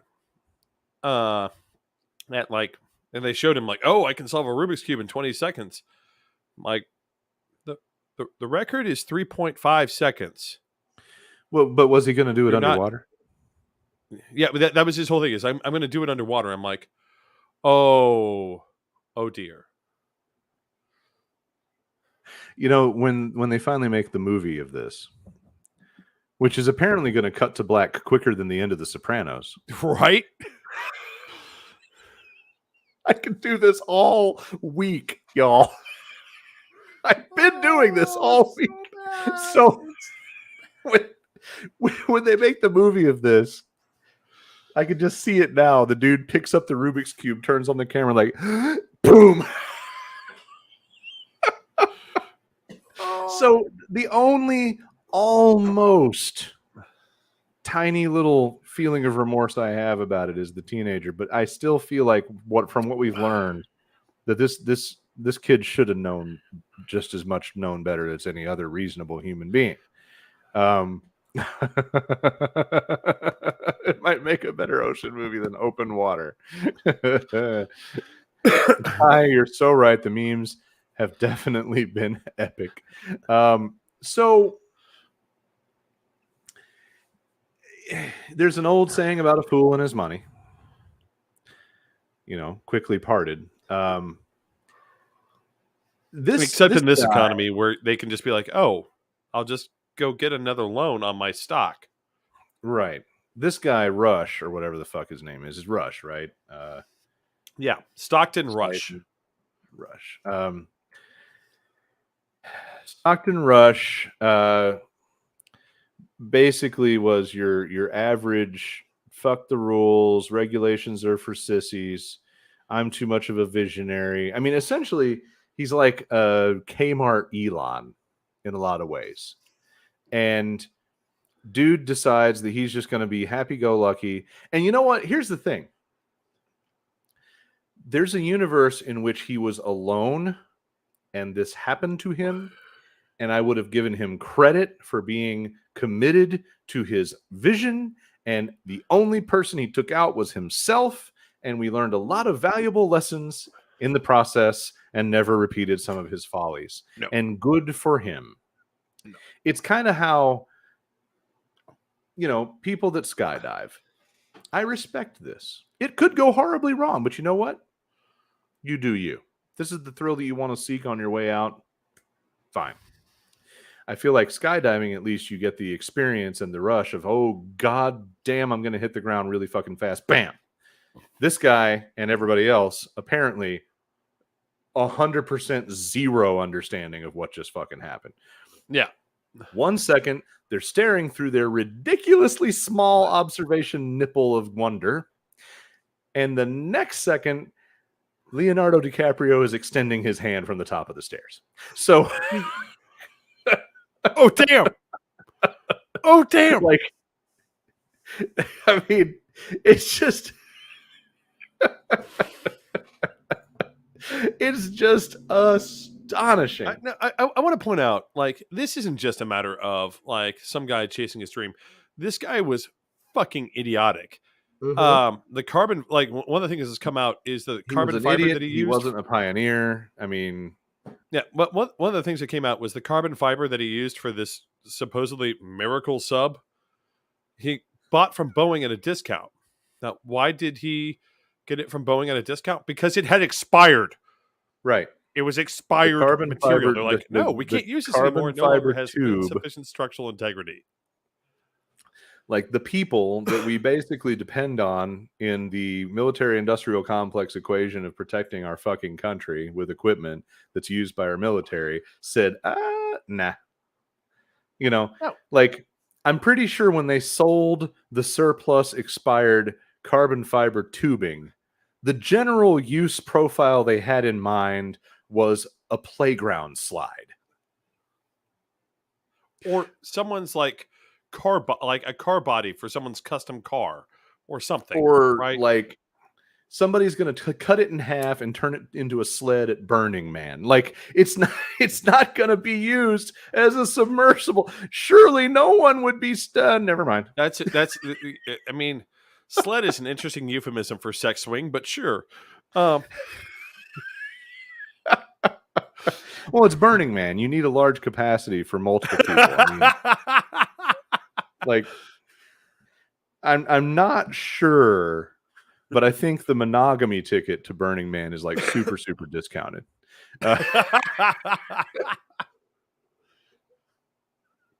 So, like this guy, I mean, you're right, David. Darwin Award, and I just don't have a lot of mercy for people that still think we're playing a game where we can afford to say, "Oh, poor them." And David, you posted something, either you on your page or on our Brewing Controversy page about. I did both. I posted both places. Okay, talking about like how can we possibly revel in the deaths of these people and how they revel in our deaths and our undoing in every shareholder meeting. Yeah, it's the thing that we have to remember is this: is that we are now in a state of virtual serfdom. Mm-hmm. In truth, the majority of us are earning below six figures. The vast majority of us. Right. We have no hope of home ownership. We have no hope of ever climbing out of debt. We have no hope of things like it's now become a thing about. It used to be for previous generations of, oh, you got to buy your first new car. None of us will ever own a new fucking car because it's simply too expensive. I mean, we have a leased SUV, which is technically new. But you will Well, never it was. walk into a dealership and plop down the appropriate amount and get the We right weren't. financing to. The reason it's leased is because walking into the dealership with the right amount of money to make the purchase financing as cheap as the lease option would have required more money than it was possible for us to muster. Yes. Right. Right. You do not own a new So, car. yeah. Like Yeah. all these people with like, oh, I own a 69, Chevette. Someone bought that car. Right. They Right. paid for that car on their salary / wage. That's not going to happen for any of us. At least not now. Well, Things may and like, change. We would like to argue that things should change. But then you get these people who have enough disposable income that they're going to board a ship, travel out to the middle of the fucking Atlantic, right. hop in a submarine to the tune of $250,000, which Per seat. like so many of us cannot even hope, not even in retirement, not in Yeah. anything other than winning the lottery. Right. And then they fail to ask basic questions about the safety of what the fuck they're writing down in. Or even be remotely concerned. I mean, that's really at the end of the day, the face value acceptance of, hey, there's some risk here, but this guy's like me. He's big, bold, and brave. No, he's just fucking stupid. And I think even at the end of the day, like if we were all doing well, if we had an egalitarian economic society where we didn't have the ridiculous wage and income gaps, we didn't have the vast predatory nature of the wealthy, I think we would all still feel to some extent like, ooh, boy, that was stupid. You had that Yeah. coming, dude. But we wouldn't maybe be as vicious about it. But let's be honest, vicious is all we've got at this point. It's be vicious about the memes about this stupid ass submarine or submersible, because it's not a submarine, this stupid ass submersible venture, or literally storm the hill, break down the walls, and burn from the inside out all of their mansions. I mean, at this point in our society, if you don't give us humor and we didn't have the internet with which to cope, we would be going full blown fucking Dark Knight, fucking Chris Nolan, trash the rich, pillage the wealthy, Catwoman, fucking all the way. Like, that's where we would be. And thank goodness we can be mean assholes with our memes, because otherwise we would have a full-blown uprising and literal eat the rich barbecue spits in the streets. That's my view of it. Yeah. So fuck off. I'm going to laugh because the alternative is the inhuman shit that I haven't quite been pushed to do. There is no amount of money I could have that would make me feel okay about riding in a sardine can down to the bottom of an ocean. A person could not pay me enough. Exactly. They can pay me enough. I'm going to be very clear. There is an amount of money that I would look at and be like, all right, we're gonna nut up here. I'll try it. Yeah. Well, here's the thing. Yeah. I was thinking through this. Like if I was in the situation, it's a lot cheaper than you think it'd be too. Yeah, just pull out that student loan statement, read the line. But anyway, Yep. so we're done. Put me in. So wear a pink I was tutu thinking and all through that this. shit. I was thinking through this, and I was thinking, jig. What would I do if I had 250 grand? You know, I could do whatever the fuck. And it's disposable. Like I've got another, because if you pay $250,000 to do this, chances are you have another $250,000 that you can do whatever the fuck the other thing was. Like you've got more. It's like when me or you decide I'll go to that concert. It's an experience I want to have. I know it costs $250, but I'm going to go to that concert because I've blown $250 on bar tabs in a month or whatever that is. Like, so the people that make this decision have $250K for other shit that they don't need. And so, that's the thing. So I looked at it thinking, if I had that money and I could buy any adventure I want, who would I trust? Who would I go to the site of the Titanic in a submersible with? The only person I could come up with was James fucking Cameron, and even then I had doubts. Like, even then I would be like, I don't know. I mean, I know you're James Cameron, but every time I've seen you on a documentary, I've thought, boy, this guy is cool. He's doing it the right way. He's doing it for the right reasons. And you know what? Bless his heart. Deep down. Put finger where the camera can see it. Yes, indeed. Thank you, John. That's hilarious. I love it. Brian wouldn't go with Aquaman. Yeah. What's funny is, and let's get to the science, because the science is fascinating to me. Aquaman couldn't probably survive in this location. Like, there's a reason that Atlantis is presented the way it is. There's a reason that Atlantis has light washing on it from the surface. So, all right. And also, I would like to point out, like, one of the things that people forget, for a long time, we didn't know where the Titanic was. And the reason is because it took us that long to develop the technology to get down that deep. Yeah. Like, the things, I mean, famously, science is very clear. Like, the things that we don't know about the depths of our own oceans are real similar to the shit we don't know about space. Like, there's a lot of shit we don't know. And so at first, when this happened, I found myself trying to remember anything about science and physics that would help me, like, okay, all right, so if they sprung a leak, so to speak, how would that work out? Or, yeah, right. So I am really happy. Like, I'm happy to laugh at one of the really fun assholes. pictures that I saw was, so they mounted one of the monitors, and they're like, so carbon fiber, for those of you who don't understand how this works, carbon fiber relies, and it's one of the reasons why this guy thought that he could do what he could do, which is carbon fiber relies on the entire uniformity of the shell remaining intact, right? So they posted a picture of where he put one of the monitors.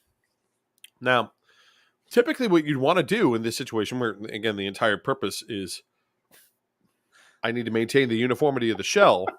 Can you imagine if someone farted in there? You know, it was a long enough trip. Somebody had to have farted in there. And I almost named this segment "The Fart of the Ocean." You almost did. I got done trying to think of jokes, but that is the fart of the ocean, forever lost at the side of the Titanic. But again, like, the entire point of, like, of carbon fiber is, as long as you don't break the plane, it's stable. Yeah. In this particular instance, they had taken a monitor, and instead of applying, like, all the fucking 3M strips to stick that thing on there, no, they drilled it into the side of the fucking submersible. And honestly, like, right now, like, if I'm an accident investigator for the U.S. Coast Guard, I'm be like, well, I'm done. Right? Like, a fart caused the implosion. You know, I mean, it could have, with the rickety construction of this thing. So I found this a fascinating scientific learning experience. Like, the benefit of this event in my life is, A, it's been giving me the opportunity to be, inappropriately funny about fucking rich assholes. But B, it was a science refresher about pressure and shit. Because even when I fathomed, like, okay, see?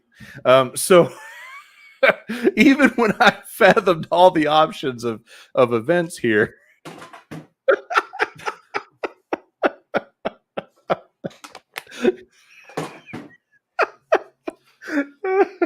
it's okay, David. Let the humor wash over you. So basically, I found myself thinking through, like, well, surely there's something left. But no, Don't nothing. encourage him. Yeah. No. You never take a former Ren Fair actor and start them on a pun. A pun run is not a good thing for most normal human beings. So, all right, like I thought at first, okay, surely there's something left, but the physics of it are clear. The science people in multitudes have been filling up the blogosphere with explanations that this was, as soon as the pressure changed, kablooey, poof. There's a Oh reason the no, show graphic for tonight's show is a I red love the mist. new conspiracy theories that right wingers are throwing about somehow this is Oh. Biden's fault or a Biden conspiracy because where are the bodies? Bodies are fucking missed. Literally, Yes, bone crushing is not a euphemism. It's the not a you know all a of the turn of matter phrase. involved, all of the matter involved is part of the ocean now. It's surprising to me that even parts of the craft were left, but basically, if you think about our forthcoming holiday, it's kind of similar to that. You blow up a firecracker, there's a couple little pieces from the ends that kind of make it. But yeah, plankton food. I love it. Yeah, That's exactly what, that's and it that happened in milliseconds. Like, what's interesting to me, first of all, I find it amazing how many people have been writing about this whole thing and like, well, did they know it happened? Did they feel pain? And my first inclination on this pain thing, seriously, like, I'm disappointed that it didn't hurt. I'm disappointed that it didn't hurt because I've been a proponent of the theory that stupidity should be fucking painful. And I've felt that way for a couple of decades now. So the fact that these people got off easy enough to be going, ooh, looking through the little porthole 1 second, and then not even a second later, whatever the fuck is next. If there's nothing after this, then the lights just went off. And if there is something after this, then I really, really hope that march into whatever the afterlife is was mostly consisting of people going,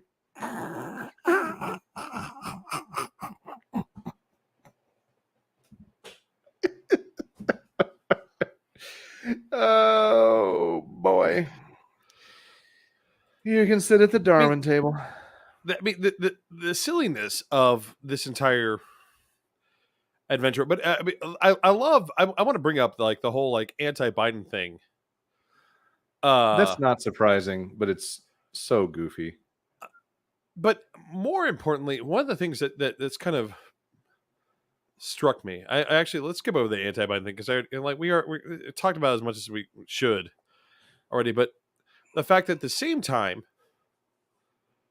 more than 300 people died, and another oceanic disaster, but no one cared. No one was Right. putting all this news on of a maybe as many as 1,000-person plus migrant vessel trying to flee the awfulness that is Central and the Central Asia and the Middle East, and basically capsizing isn't the right word. It half sunk, half capsized. 300 more than 300 people died, and no one cared. Right. Why? Because they were poor. And also it's not extravagant. You know, it doesn't have all the hallmarks of headline news and all that stuff, but it does speak to the sick, fucked up shittery of our culture. But what even goes further than that, and this is probably the thing to close out with, is the just amazing concept that we're spending any effort, money, or time on anything about recovery or investigation. The answer to these people should be, you know what? We know that there are a couple of chunks of the craft down there, and you can take another one of your stupid ass craft, and you can take a third one, and as long as they keep popping, you can keep feeding them to the ocean on your own dime. And if you can get all of them back eventually before your bullshit yard sale fucking supplies that you use to build this piece of shit break down and pop more people, good for you, but we're going home. Yeah, There I mean, should be it's no, like, it should be up to the same treasure hunters that already explored the Titanic. It should be up to those people on their own, and they should be able to keep the fucking thing. The tail section with the fucking logo on it should be somebody's wall ornament next to all the shit that they killed in Africa. It shouldn't be something that the public dollar and public time is used for in the least, because we know what happened. We're done here. We are done here. we have done all the memorials. We've done all the hell. We have one of the largest movies in human history about the whole thing. Yeah. Yeah. But on the flip side, we have 5 billionaires who die, and we launch a massive rescue operation. Meanwhile, we have hundreds of people dying in the Mediterranean, and the Greek Coast Guard, the Turkish Coast Guard, nobody's Coast Guard can be bothered for 24 goddamn hours. The reason these people died wasn't Yeah. because the ship sank. They died because no one really cared when they sent out their first distress call for 24 hours. Like in this These case, people on disappeared, and within 24 hours, they had the United States Navy, the U.S. Coast Guard, and a private fleet of adventurers, I guess, if you want to call them that, searching for their submersible. Why? Yeah. Because this is one of the problems that we need to boil down to with how the modern economy works. And it's sad. And this is the sad part about it. And I've experienced this personally. Lucas has experienced this personally, which is this.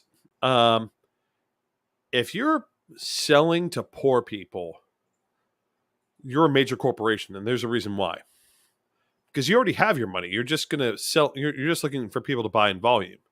If you're people like the people who watch this show, if you're people like me and Lucas, we're always trying to sell to the rich. And again, it comes back to this quote that my dad gave me, and that keeps on being so damn true. Police arrest a bank robber. It's not a quote; it's a story. Police arrest a bank robber, and they ask the bank robber, "Why did you rob banks?" The bank robber responds, "That's where the money is." Yeah. And that's where we're at. We have this increasing number of what remains of the middle class and poor people trying to sell to rich people the hopes that they can be lifted out of poverty. And then we have these people who rely on our poverty to keep their stock price high. Mm-hmm. And then they go and do, unsurprisingly, really, something stupid, because their entire model of existence is stupid.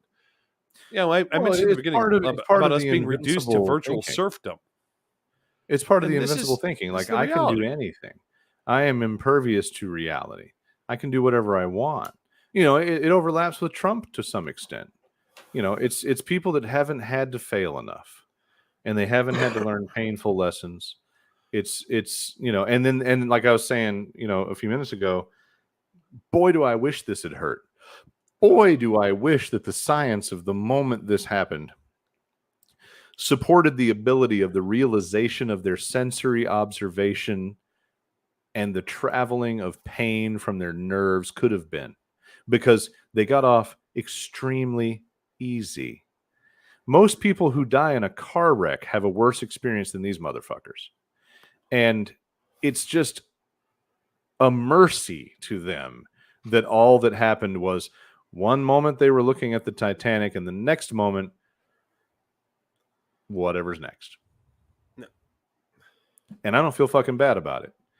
Nope. And, you know, I would go as far as to say, too bad it wasn't 100-person vessel with 100 of the same kind of fucking assholes, because we are in a place where we can't keep sustaining what's going on. And one way or the other, they're going to come to a terrible end. And hopefully it'll be by learning bad lessons and backing off. But we know that is not likely to be true, Rome. And so there's going to be a different kind of reckoning. So these guys got the easy route.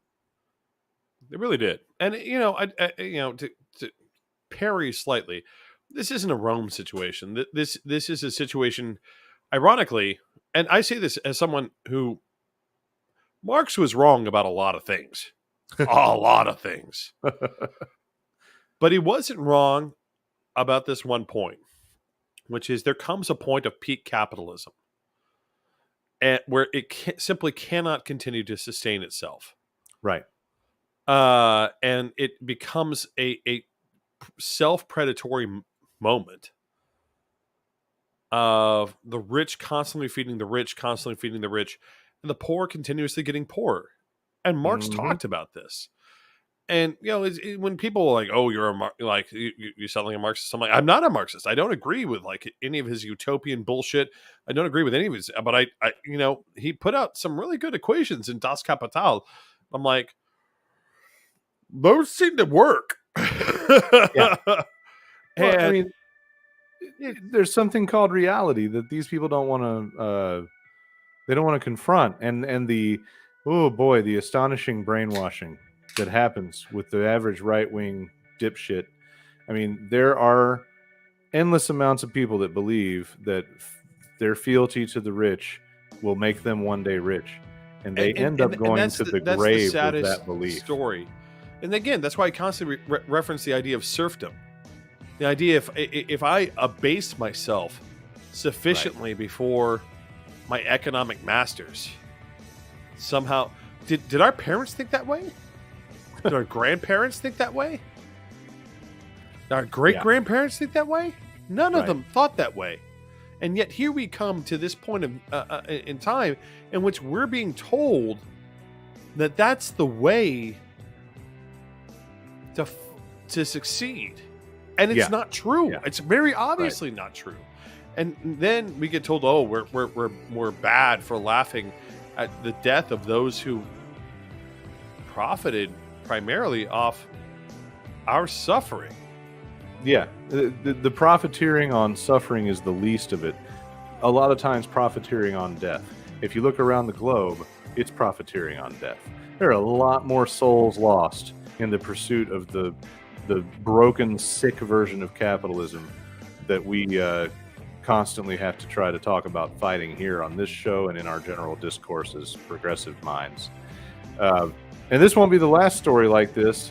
And, we will be rooting for something terrible for the Bezos and Musk and other reckless wackos. That's just where we are. Anyway, it is time, ladies and gentlemen, it's time to wrap this sucker up. I'm glad to see everybody here. Thanks for participating. This was a fun discussion, a lot of good humor, a lot of deep thinking tonight. Haha. Anyway, if you love this, share it with somebody. Oh, you slipped a punt past, you bastard. Yeah. If you even kind of remotely think this is okay, share it with somebody. Feel free to follow all the shit. Join us again. We don't make any money. We just do this because we feel like somebody's got to. And it's always good to see you, sir. Thanks for joining me. That leaves us with only one thing left to do, David. We wish the folks a good night, good evening, and good luck. Good luck.